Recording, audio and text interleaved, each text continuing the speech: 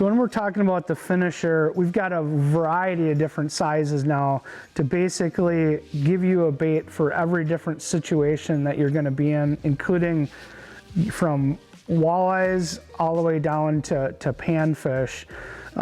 Let's start with the number 10 finisher. One of the things that I've figured out is really important when you're talking about these baits is it's the type of bait that there isn't really a wrong way to fish it, and you're at 100% imparting your own action into the bait.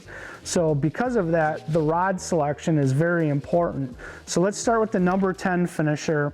This is a 1 ounce bait, so it's pretty heavy, and what I've figured out with this is that I need to go up to a little bit heavier rod. So I'm using a 7.2 medium heavy fast rod, a little bit stiffer than I typically would use, but what I found with that heavier bait, I needed a little bit stiffer rod in order to impart those nice sneaky little darts that you get out of the finisher that trigger a lot of strikes, and it really makes a big difference. And I just, as I was kind of going along here, I realized that it would be very easy for somebody to not get set up properly with this bait.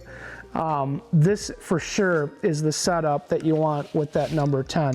Moving down into the number 9, which is a 3/4 ounce bait. At that point, I'm going to use that 7.1 medium extra fast setup that you hear me talking about all the time.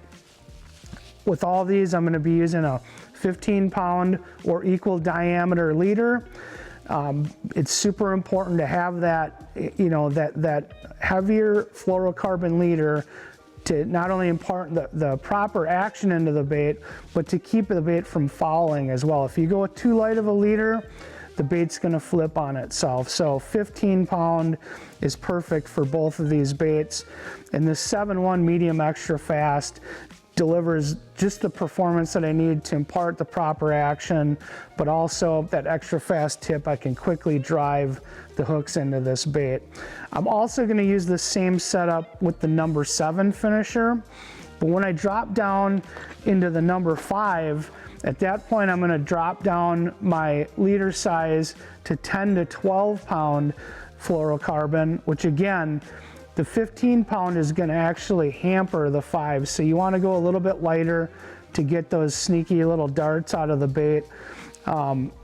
Typically, I'm going to go down a little bit lighter in the rod as well to more of just a 7-foot medium fast.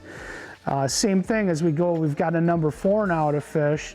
4 is more of an ultralight bait, so with that, I'm going to just use 8-pound fluorocarbon.